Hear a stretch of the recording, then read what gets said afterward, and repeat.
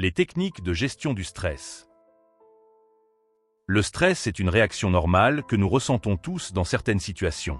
Il peut apparaître quand on doit parler en public, passer un examen, affronter un problème ou faire face à un changement.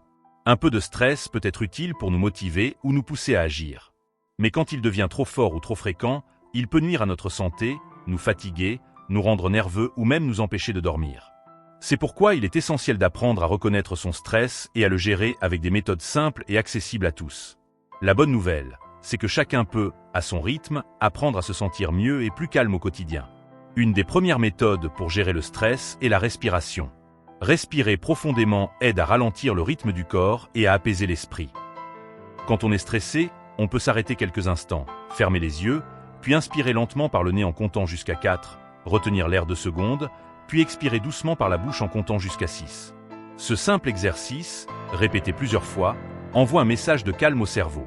On peut aussi l'associer à des pensées apaisantes, comme imaginer un lieu calme, une plage ou une forêt. Plus on pratique cette respiration régulièrement, plus elle devient naturelle, même dans les moments stressants. Bouger le corps est aussi une très bonne manière de libérer le stress. Faire une activité physique, même légère, aide à relâcher les tensions accumulées dans le corps. Une promenade dans la nature, une séance de danse, un peu de yoga ou quelques étirements suffisent parfois à se sentir mieux. Le mouvement permet de produire des hormones qui améliorent l'humeur et redonnent de l'énergie. Il n'est pas nécessaire d'être un grand sportif. Ce qui compte, c'est la régularité. Quelques minutes par jour peuvent déjà faire une vraie différence. Bouger aide aussi à mieux dormir, à mieux respirer et à se sentir plus confiant dans son corps. Enfin, pour mieux gérer le stress, il est très utile d'en parler et de cultiver une attitude positive. Exprimer ses émotions à quelqu'un de confiance, un ami, un membre de la famille, un professeur, peut soulager. On peut aussi écrire ce que l'on ressent dans un carnet. Cela permet de prendre du recul et d'y voir plus clair. En parallèle, essayer de voir le positif dans chaque journée peut aider à garder l'équilibre.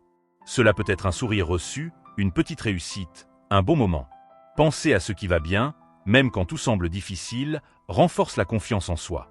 Chaque personne a ses forces, et se rappeler qu'on fait de son mieux est déjà un grand pas vers le bien-être.